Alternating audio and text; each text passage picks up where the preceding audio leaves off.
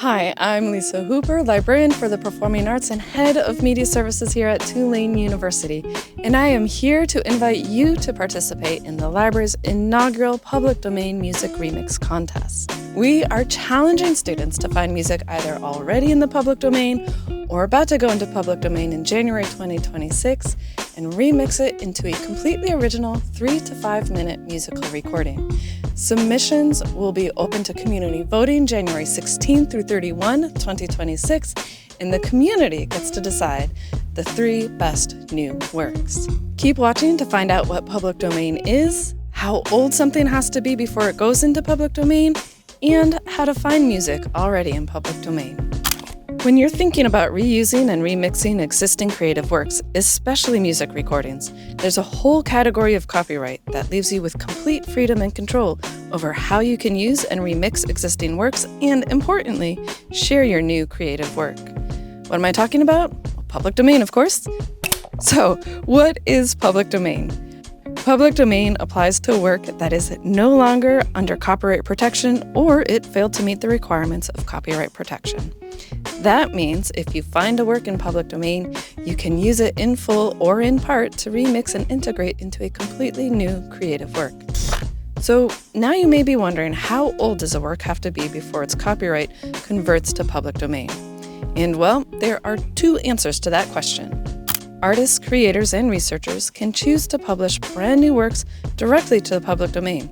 Publishing directly to the public domain means the creator can receive no royalties or profit when others reuse or remix the original work. But it also means your original work will have a deeper, potentially longer-lasting impact on contemporary and future creators and researchers.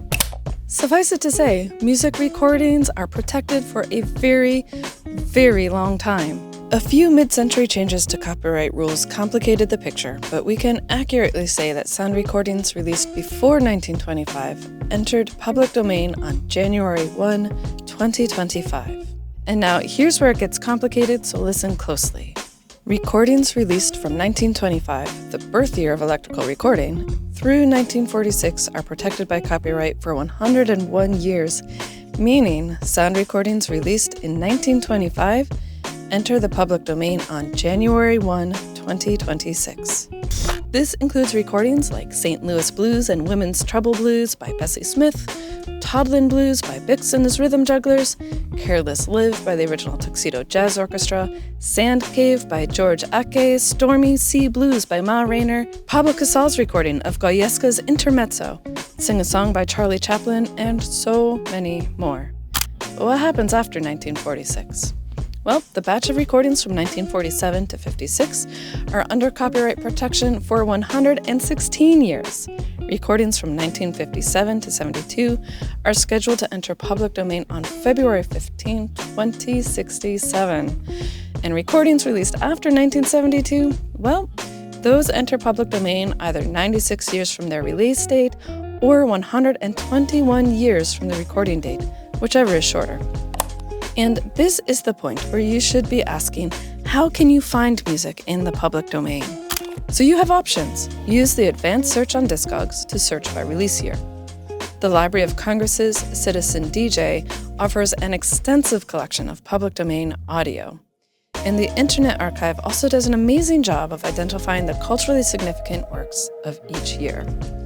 Alternatively, you can use platforms like the Creative Commons search portal and filter your results to public domain. This will find old and new works published under public domain license. Other options? Well, the website Public Domain Sherpa might look basic, but it has an extensive listing of online sources for digitized audio collections in the public domain. One final note, it's probably a good idea to document your sources. That way, your bases will be covered in case someone tries to challenge your use of one of those audio clips in the future. Now you know everything you need to know about public domain to be able to successfully participate in the Public Domain Music Remix Contest. Be sure to check out the contest rules and guidelines, and then go make something.